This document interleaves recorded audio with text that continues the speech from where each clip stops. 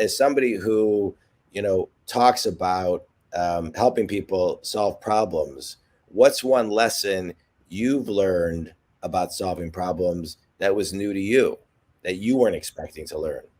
Yeah, and I think this is going to be kind of a shock for me to say this out loud, but you can't solve every problem. Yeah. And that's really the reality, whether you are utilizing this process or other UX methods or other problem solving methods, they're only going to work about 80% of the time.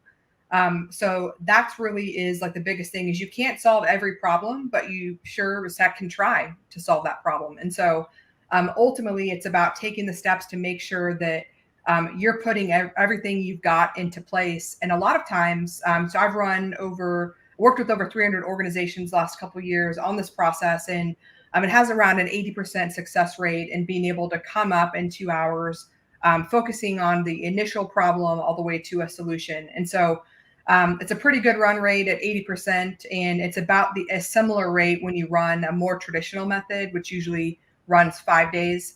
And so I think that's pretty great, but that's something going into this, and really just as someone that is a leader in product management, UX and design, but also is an entrepreneur. You need to put what you have out there and you need to try and solve that, but also know that you're not going to be able to solve everything. Yeah. And I would also layer in there, Teresa, that if you can't solve it, you're out of alignment. Meaning Right. if it's really a problem, then you're pushing and you're missing something. You're missing something obvious because you gotta like see what's missing in the equation, and that takes a minute. That takes a minute to kind of figure that out. Yeah. And Yeah. there's usually a common theme that I see, John. I usually see that they're not really understanding who the user is, whether they're using user personas or jobs to be done. That usually is the biggest decider. As they go in thinking they have this problem they want to put together a new product for, and it turns out it's not one persona, it's 5 personas that they're talking about. Right.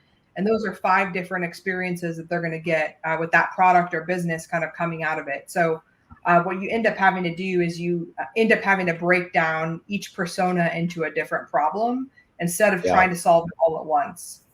Right. Right. And so, yeah, it's just which that, like you just described, helps you get into alignment and start to see things with a new lens. No, absolutely.